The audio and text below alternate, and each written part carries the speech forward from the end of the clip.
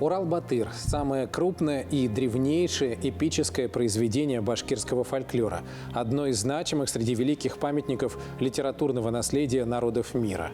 Шульганташ, Капова пещера, памятник природы, известный мировой науке и культуре уникальными наскальными рисунками, сотворенными первобытным человеком.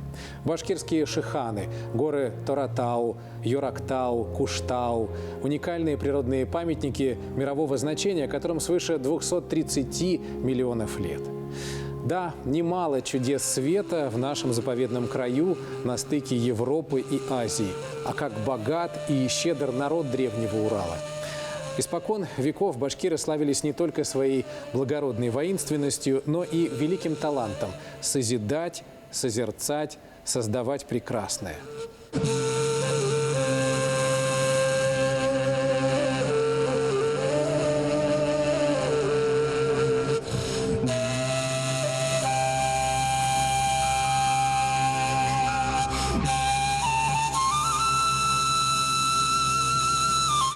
Вслушайтесь в башкирские мелодии, в звуки курая. Это душа народа. Народа, распростершего объятия всем, кто обрел впоследствии на башкирской земле пристанище, дом. Прошли века. Сегодня в республике в мире и дружбе проживают представители 160 народов и национальностей. И каждый из них считает эту землю своим домом. И каждый вправе гордиться тем, что наш дом – Башкортостан.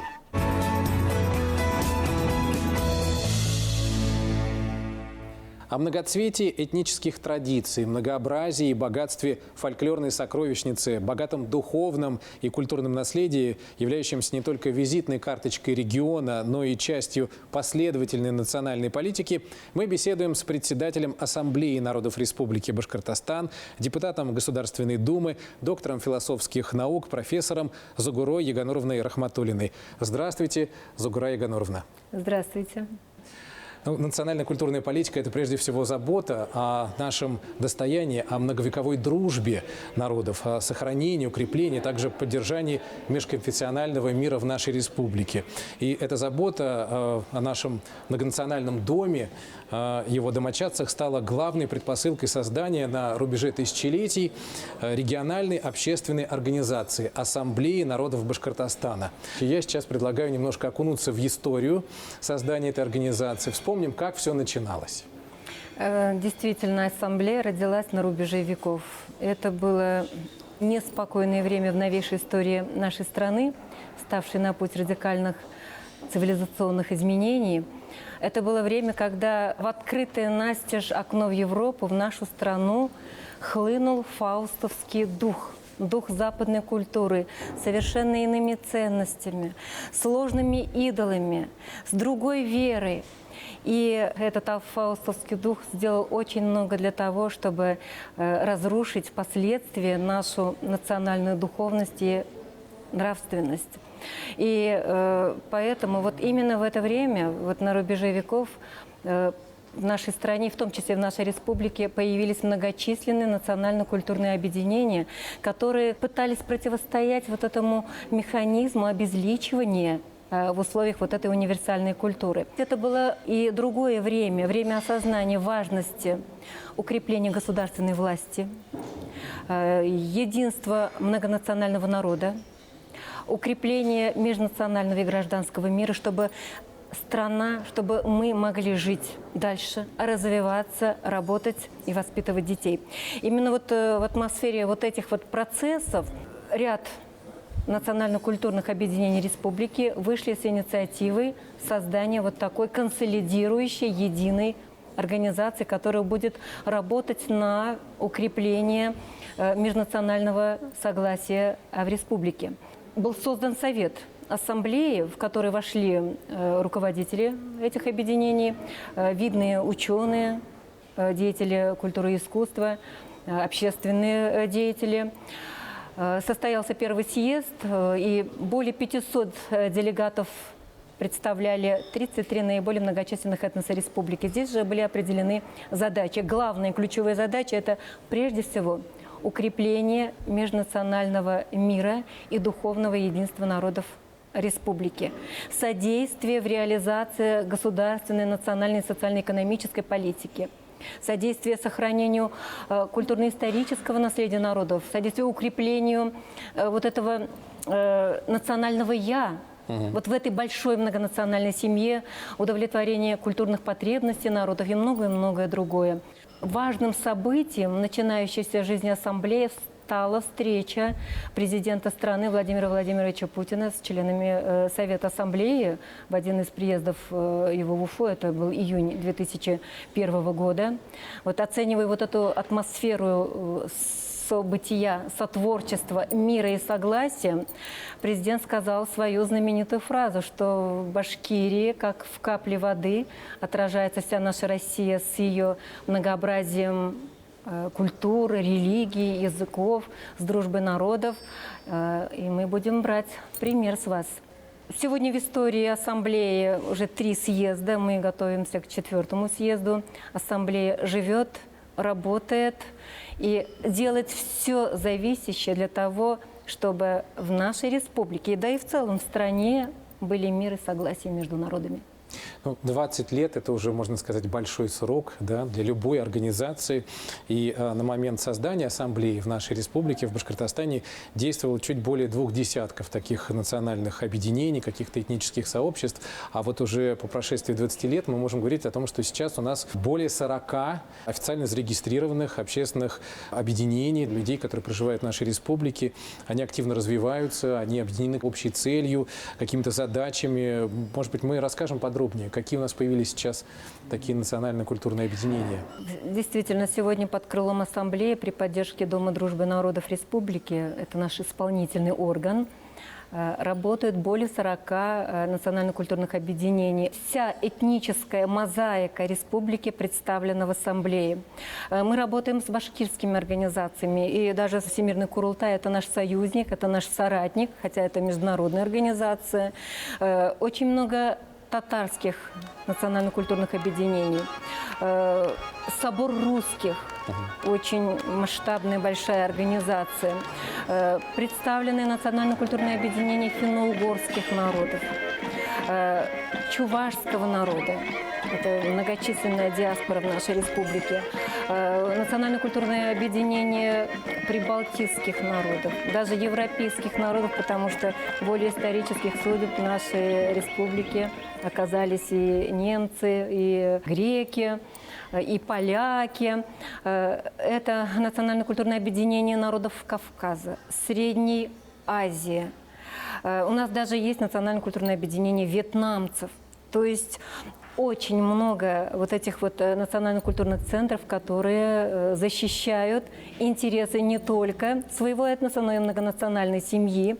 И за этими организациями порой невидимое глазу многогранная, духоформирующая, культуротворческая, миростроительная работа, потому что язык мира, дружбы, уважительного отношения к другому, даже если это другой веры и другой национальности, он понятен каждому.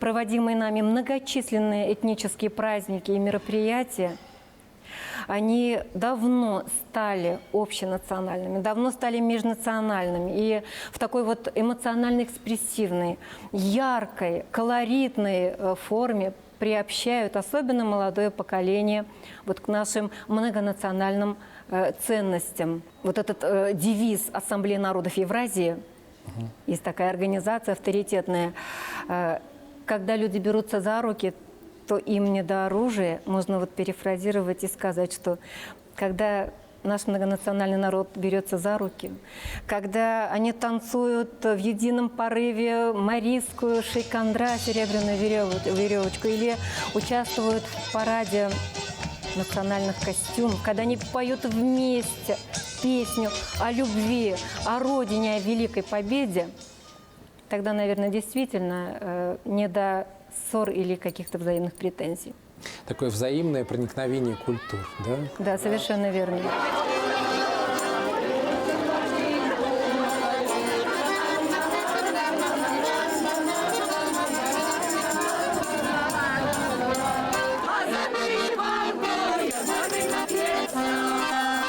Озорний Іванко, як барвінок є.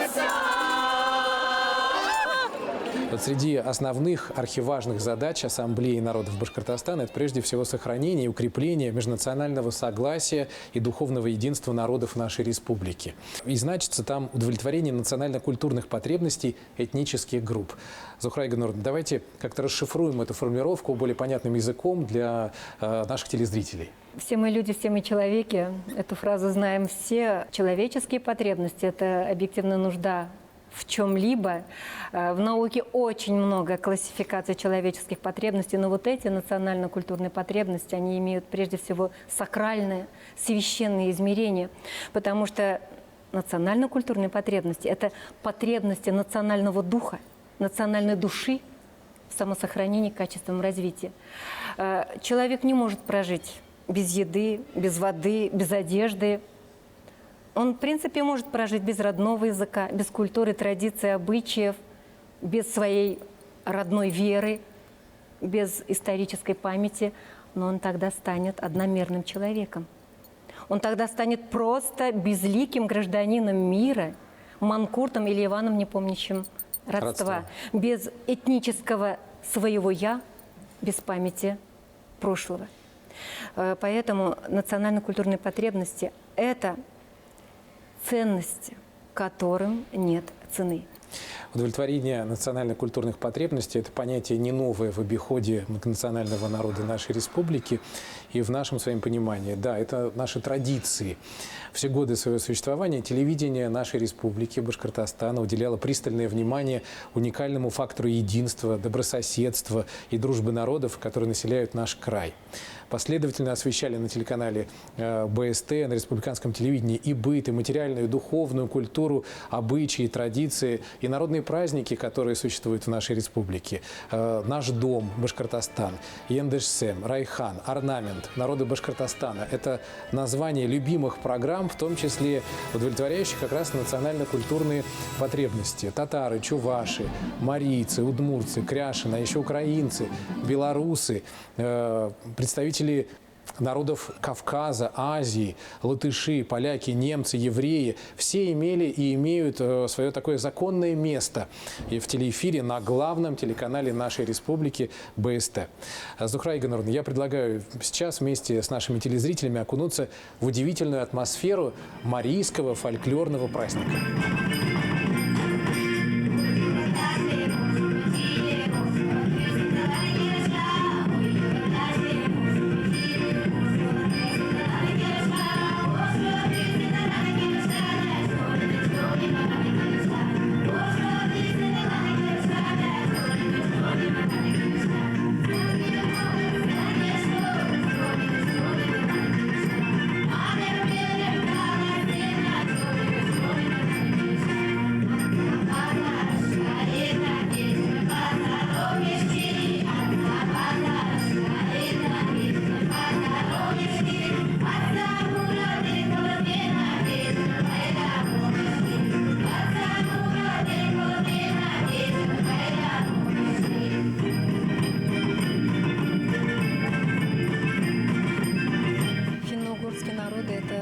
Удивительный самобытный мир со своей уникальной культурой, бытовой, обрядовой, танцевальной, песенной, со своими верованиями. И этот мир сохраняет сегодня свою этничность, сохраняет свои традиции, обычаи, национальную одежду, украшения, свой родной язык. И даже по некоторым данным наши башкортостанские марийцы, удмурты, мордва сохранили в чистом виде свой язык даже больше, чем на их исторической родине. У нас есть многочисленные национально-культурные объединения финно-угорских народов. Они проводят удивительные по своей колоритности, по своим масштабам мероприятия, направленные на сохранение вот этой своей этнокультуры, на воспитание подрастающего поколения. И сегодня мы можем сказать, что финно-угорский мир – это яркая и самобытная ипостась нашей многонациональной башкортостанской культуры. Существуют и очень активно работают две национально-культурные организации чувашей. Это Общество чувашской культуры и Чувашская национально-культурная автономия. Проводится очень много интересных мероприятий, работают и школы, выходят периодические издания, и вот эти многочисленные этнические праздники, они направлены действительно на формирование национального духа. Очень много мероприятий, связанных с именами Якова Ухсая и классика чувашской поэзии Константина Иванова. Чувашская культура – это действительно перл в нашей многонациональной башкортостанской культуре. Ну а теперь наш путь лежит в Тетышлинский район, где нас ждет знакомство с народным коллективом. Он называется «Учинел», что в переводе с удмуртского «соловушка».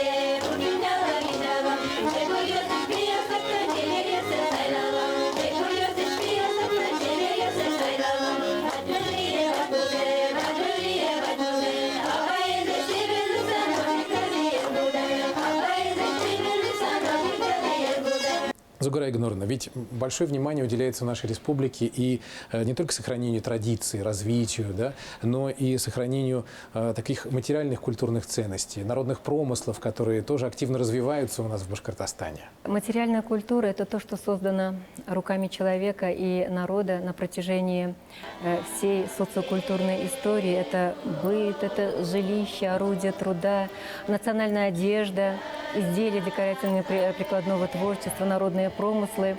Это очень символическая составляющая человеческой, этнической жизни, потому что в материальной культуре, в народных промыслах воплощается представление народа о красоте, мере, гармонии, совершенстве, о пользе и удобстве. В конце концов, это воплощение этизма, эстетизма, прагматизма, даже верований народа. И сохранение народных промыслов – это сегодня архиважная задача для сохранения вот этого самобытного этнического лица. Тот же Навруз. Навруз, кстати, Навруз, он вернулся к нам домой, на родину, после долгого отчуждения. И, кстати, первый Навруз прошел как раз перед театром НУР, через полгода после первого съезда. Навруз – это праздник единение с природой, это Новый год по солнечному календарю. Вот эти этнодворики, национальная кухня, запахи национальных блюд, это вот этническая одежда, украшения, музыкальные инструменты. Это все окно в мир иной культуры, окно в мир культуры доброго соседа рядом. И поэтому вот этот Навруз, один из таких масштабных мероприятий, которые проводятся ассамблеей и национально-культурными объединениями, праздник вот, торжества и духа, и материальной культуры этносов.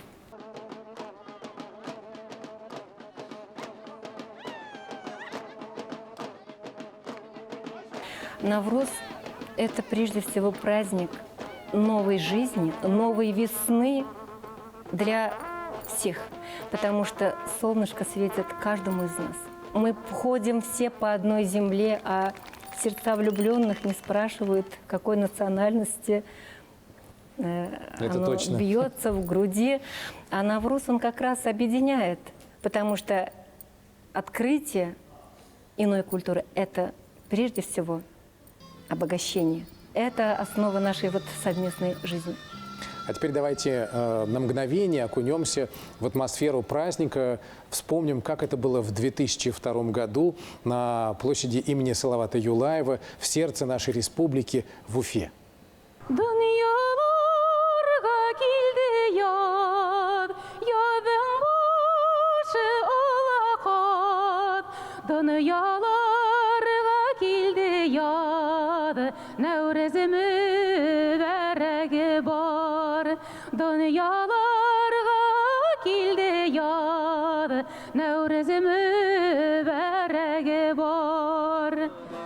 Aman ey aman ey halim yaman ey seni gelin alırım arpa buğda zaman ey aman aman aman ey halim yaman ey seni gelin alırım arpa buğda zamanı.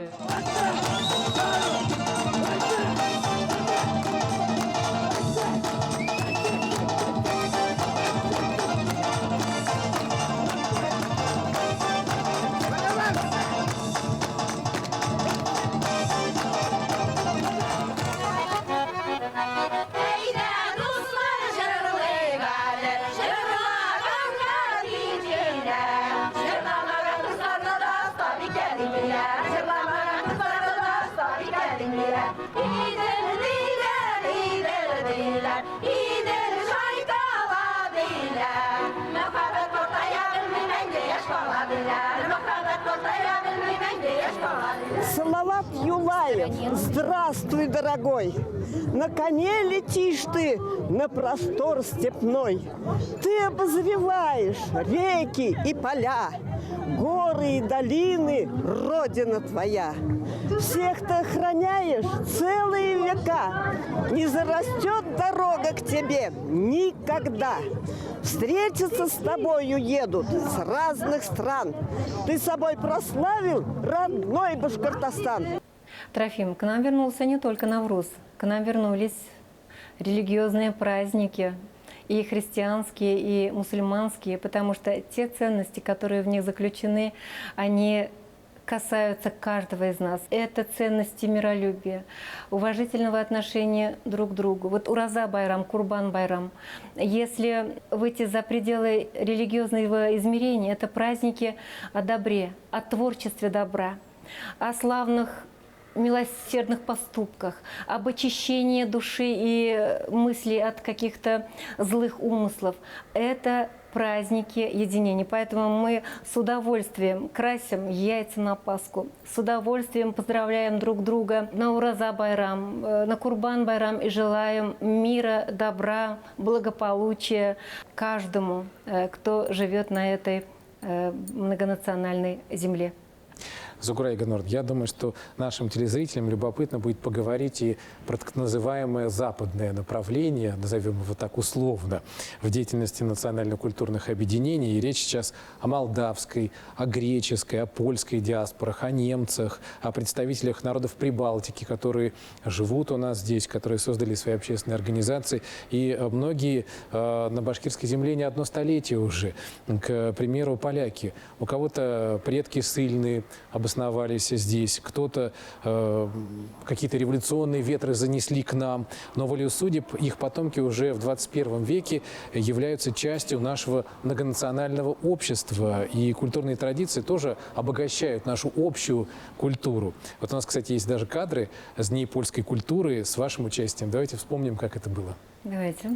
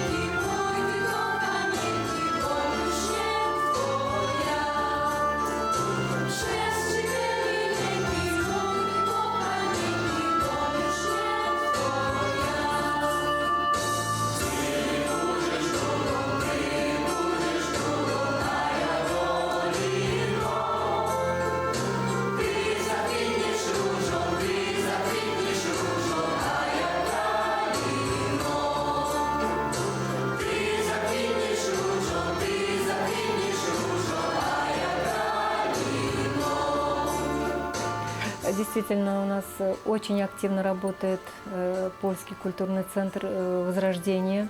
Есть воскресная школа, очень активные подвижники.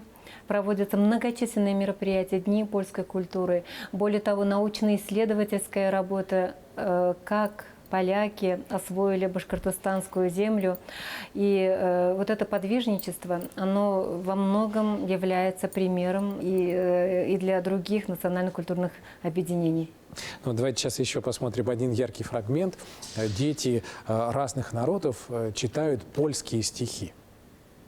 Radością oczy błysną i wieniec czoła okrasi i wszyscy się mile ścisną. To wszyscy bracia, to nasze.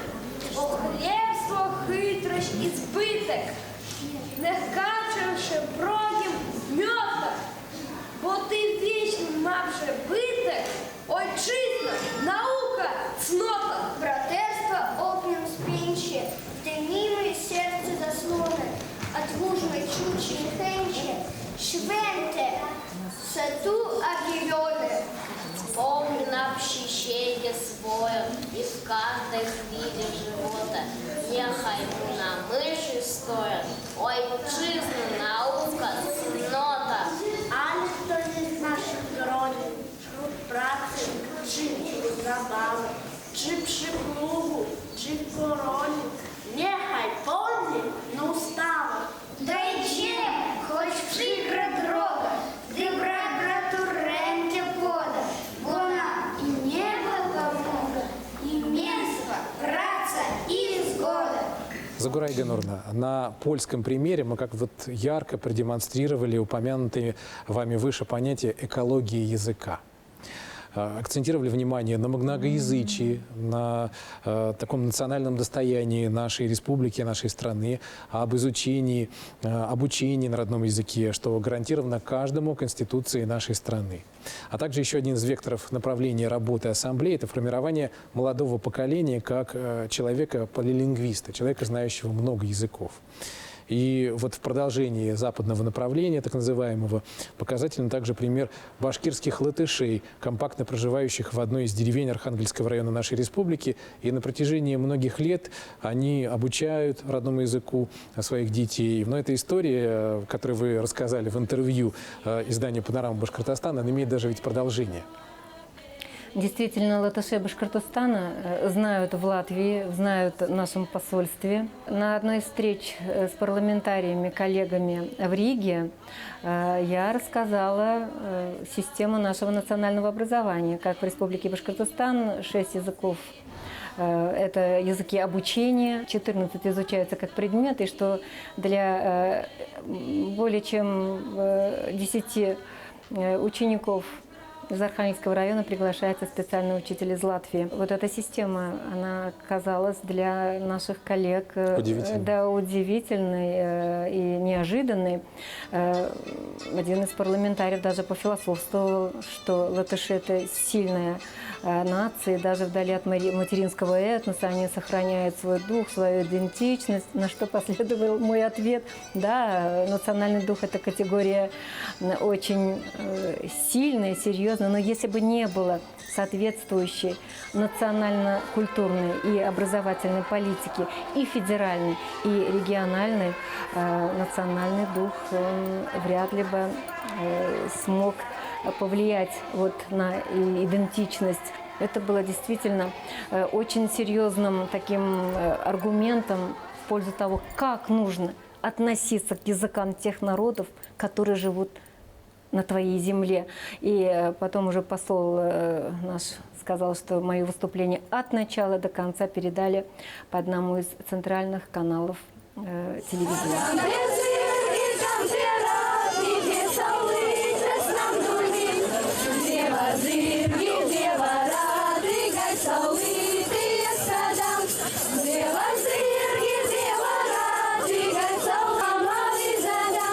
Сохранение и развитие родных языков – это одно из приоритетных направлений деятельности Ассамблеи. Непереходящее значение в реализации национальной политики в Башкортостане по сохранению языков представителей многонационального народа нашей республики имеет создание воскресных школ. И это дело не одного дня. И давайте сейчас посмотрим такое тематическое видео от друзей с еврейской общины. Вот и наступило 1 сентября. С этого дня снова начинается новый, насыщенный учебный год. Для кого-то он станет последним, а для кого-то первым. Но для всех, кто сегодня собрался возле нашей школы, этот день является важным и особенным.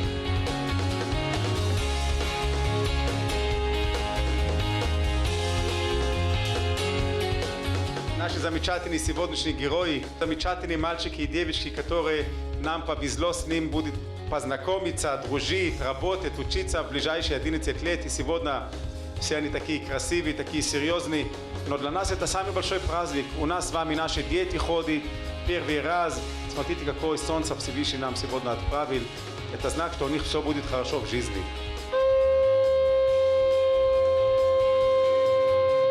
С праздником!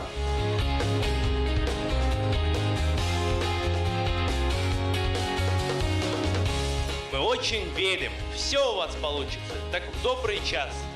Счастливого пути!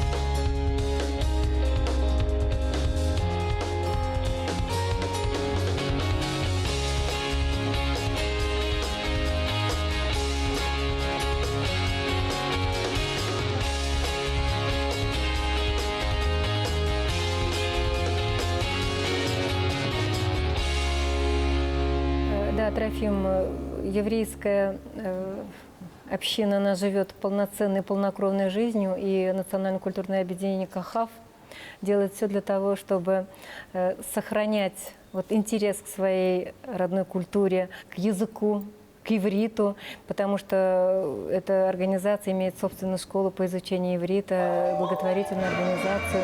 Даже есть очень интересный театр «Шалом алейхам». Самое, наверное, яркое республиканское мероприятие этого центра – это мемориальный концерт «Свеча Холокоста». Экология родных языков, изучение родных языков – это одна из ключевых задач и ассамблеи, и национально-культурных объединений. И сегодня эта задача особо актуализируется, потому что мы живем в условиях новой парадигмы организации национального образования, когда главное условие – это добровольный выбор изучения родного языка, причем выбор это делают родители. Язык сохраняется прежде всего в семье. Прежде всего в семье. Для того, чтобы язык жил, есть очень простые и вполне реальные механизмы. Это прежде всего родители приобщают детей к родному языку, те своих детей, и жизнь языка, поддержанная государством и дополненная системой образования и культуры, она продолжается. Есть условия бессмертия языка. Главное, чтобы было желание человека говорить, думать, общаться, петь на своем родном языке. Должна быть письменная графика, письменность этого языка и, безусловно, желание человека знать язык и желание государства помогать в осуществлении этого желания. Начинается все в семье. Семья – это то пространство, где язык родной обязателен. И родители должны понимать, что знание многих языков и знание прежде всего родного языка – это благо во всех отношениях. Это и широкий мировоззренческий кругозор, потому что для многих даже родной язык – это неизведанная планета сегодня. Это и культура общения, культура речи, это гибкий ум, это цепкая память. Это, в конце концов, окно в мир и родной культуры, и в мир другой культуры. И задача сегодня – формирование молодого человека, полилингвиста, который должен знать прежде всего родной язык, должен знать государственные языки и один из иностранных языков как минимум. И нужно делать все для того, прикладывая все усилия и семьи, и социальных институтов, и национально-культурных объединений, и государства, чтобы родной язык стал языком не только общения дома, скажем так, за обеденным столом, а стал языком и официального общения, и языком науки, и знание родного языка должно стать визитной карточкой современного, интеллигентного, молодого человека. А использование родного языка во всех сферах жизни должно стать неким позитивным трендом.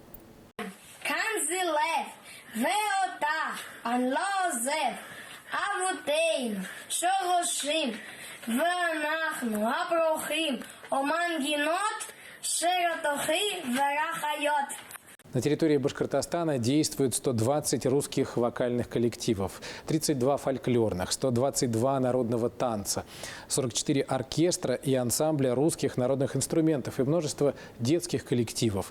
Да, это, конечно, статистика прошлых лет, но такой тенденции к уменьшению не наблюдается. Все это цифры, Зугура Игнуровна, а как бы такая прелюдия к так называемому русскому вопросу. В основе культурно-духовной матрицы нашего многонационального народа и российской цивилизации лежит русский язык, русская культура, русский национальный дух, который объединяет многочисленные народы в единый монолит. И особенно сегодня русский дух должен быть сильным, ответственным, справедливым, успешным. Башкортостанская земля стала родиной для многих знаковых личностей, которые умножали и умножают сегодня славу республики. Мы, многочисленные этносы республики, в истории и сегодня входили и входим и в отечественную культуру, и в мировую культуру через русский язык. И многие национальные поэты и деятели искусства, культуры, они знакомы сегодня и России, и на планетарном уровне благодаря именно русскому языку. Собор русских – одна из крупнейших национально-культурных организаций, которая работает под эгидой ассамблеи.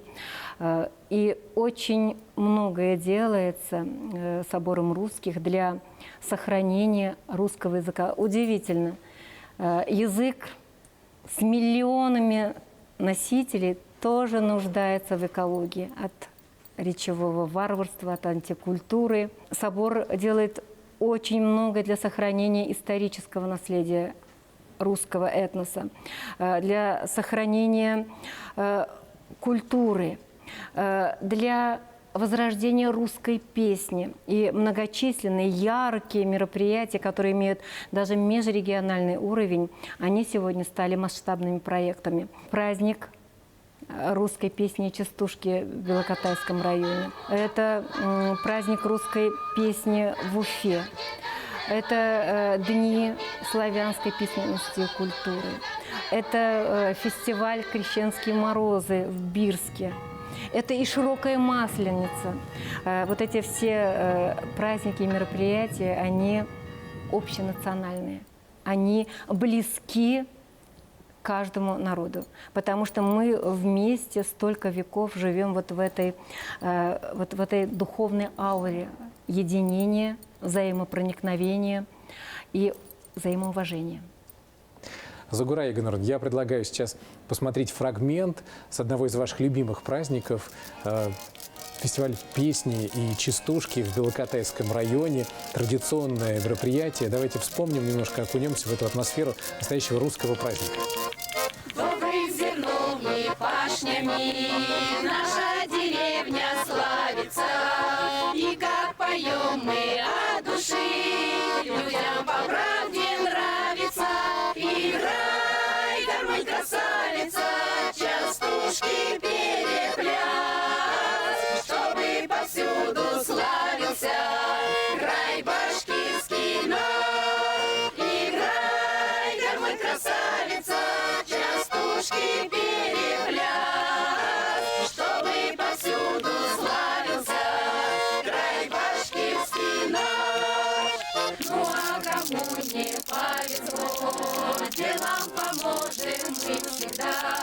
жить будем дружно, всем назло. Не запугаешь нас тогда, играй, гармонь, красавица, частушки перепляс, чтобы повсюду славился край башкирский наш. Играй, гармонь, красавица, частушки перепляс, чтобы повсюду славился край башкирский наш, чтобы повсюду славился край башкирский наш. Собор русских ведет очень большую и воспитательную, и просветительскую работу, научно-исследовательскую работу. Проводится очень много конференций и круглых столов по проблемам сохранения языка, культуры, культурного наследия русского этноса. Собор русских активно сотрудничает с русскими историко-культурными центрами. Их у нас 4. Это Аксаковский, Цветаевский, Красный Яр и Никольский храм. И одним из знаковых мероприятий собора являются международные Аксаковские дни, которые проходят масштабно в Уфе, в Белебеевском районе. Собор русских сотрудничает и с другими национально-культурными объединениями, потому что все мы делаем одно общее дело. Зугура Игоревна, вот Ассамблее народов Башкортостана исполнилось 20 лет. И с 2015 года вы возглавляете эту организацию, которая является примером для многих регионов. И скоро грядет очередной 4-й уже съезд. И если взять эту такую башкирскую летопись дружбы и добрососедства и вспомнить историю Ассамблеи и какие-то эпохальные моменты, то прежде всего, кого вы вспоминаете, когда мы говорим вот об истории нашей Ассамблеи народов Башкортостана? У истоков создания Ассамблеи стояла наша многонациональная жизнь прежде всего. Вот это мирная, дружная. Вот действительно в самом центре России вот надежный островок межнационального и межконфессионального мира и согласия, как некий идеальный тип для организации поликультурной жизни для других многонациональных регионов.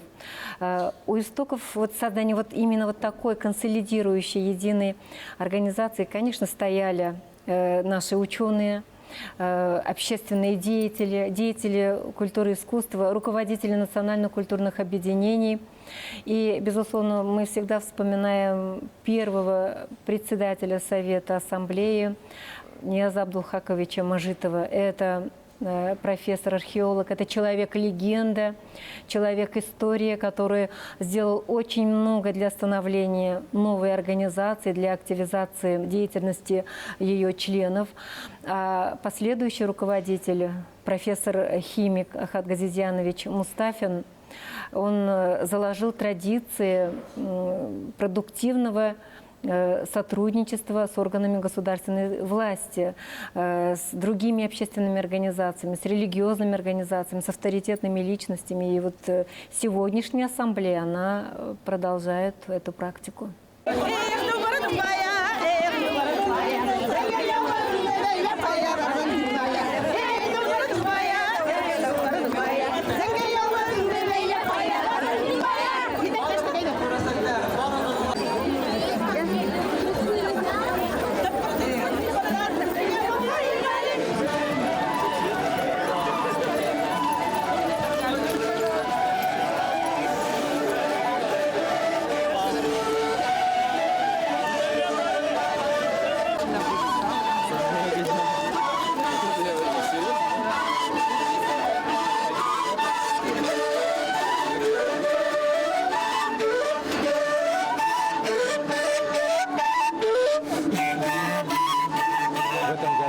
Республике вновь прошел международный фестиваль искусств «Сердце Евразии», праздник в формате Open Air. Он превращает столицу нашей республики в одну из значимых фестивальных площадок всей страны. Но, пожалуй, наверное, главная достопримечательность «Сердца Евразии» – это когда на площади перед фестивальной сценой в несколько рядов разворачивается самый массовый спиральный хоровод в национальных костюмах.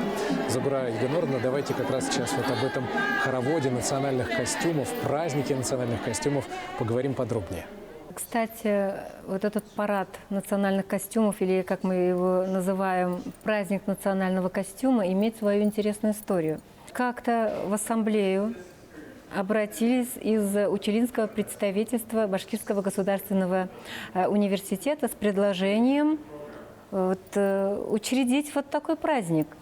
Вы знаете, эта идея была настолько неожиданная, настолько креативная, красивая и добрая, что мы сразу взялись за эту идею. И уже в 2016 году мы провели большую всероссийскую научную конференцию. Называлась она «Национальный костюм из прошлого в будущее». Это было в Училах. И было главное условие, чтобы все участники конференции пришли в национальных костюмах, в стилизованных вариантах или с этническими украшениями. Это был самый первый парад национального костюма, начало большого праздника. Министерство культуры Республики поддержало наше предложение. И вот мы сегодня имеем вот такой грандиозный праздник. Творческая идея ассамблеи об учреждении праздника национального костюма сегодня стала официальным праздником республики. Парад национальных костюмов действительно это некое единение народов в их возвращении к своим истокам, в их возвращении к современному прочтению эстетических представлений своего народа, их представления о красоте, гармонии, совершенстве. Это вот действительно единение. Потому что, когда ты видишь соседа рядом в его национальной одежде, ты становишься совсем другим. Ты открываешь новые грани в этом человеке. И это просто путь к дружелюбию, к взаимопониманию. Парад 2018 года стал достоянием книги рекордов России. Это был самый массовый спиральный хоровод в нарядных костюмах разных народов, разных этносов. Это было действительно великолепное, яркое, эмоциональное, такое возвышающее дух и оживляющее память, зрелище и действо. То, что сегодня национальный костюм, стилизованные его варианты, этнические украшения становятся частью не только повседневной одежды, но и официальной, это только благо. Самосохранение своего этнического «я» в мире обезличенных канонов, вот этой универсальной красоты, в мире вот этого унисекса, обезличенной одежды. Ты сохраняешь свое «я», ты преклоняешься перед своими предками, ты несешь в современный мир их чувство красоты. И это чувство красоты, оно тебя обнадеживает, облагораживает и придает духовные силы. Поэтому других объяснений, почему сегодня наши народы возвращаются к своей национальной одежде, к национальным украшениям, здесь нет. Ну, настолько масштабное было мероприятие, так хорошо приняли его жители нашей республики, активно участвовали, что вот есть даже информация, что если бы этот спиральный хоровод развернулся в такой диаметр, то это было бы 320 метров, и туда можно было бы поместить Эйфелеву башню. Настолько это было масштабное мероприятие, и такой хоровод в национальных костюмах. И у нас даже есть возможность сейчас небольшой фрагмент посмотреть, вспомнить, как это было, как это ярко, как это выразительно.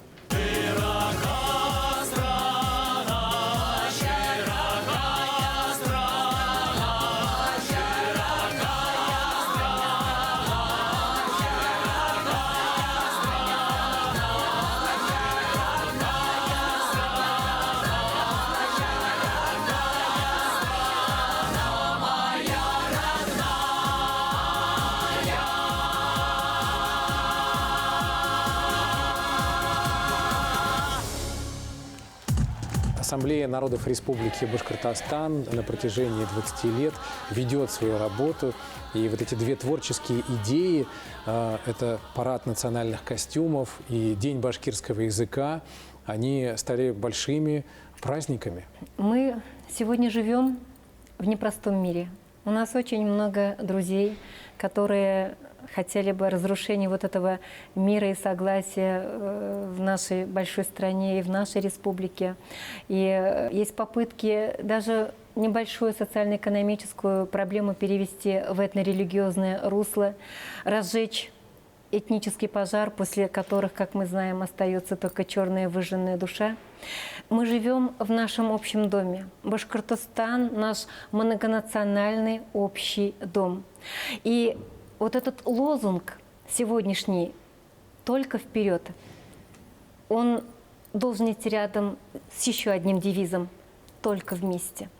Или мы, многонациональные народы Башкортостана и большой страны, соратники, единомышленники, добрые соседи, друзья, и мы идем вперед, только вперед в жизнь, или мы недруги, погрязшие в ссорах и в недопонимании, и тогда у нас путь только один – в никуда, в небытие, на радость нашим оппонентам и на радость нашим врагам. Поэтому сберечь наш общий дом – это в наших руках.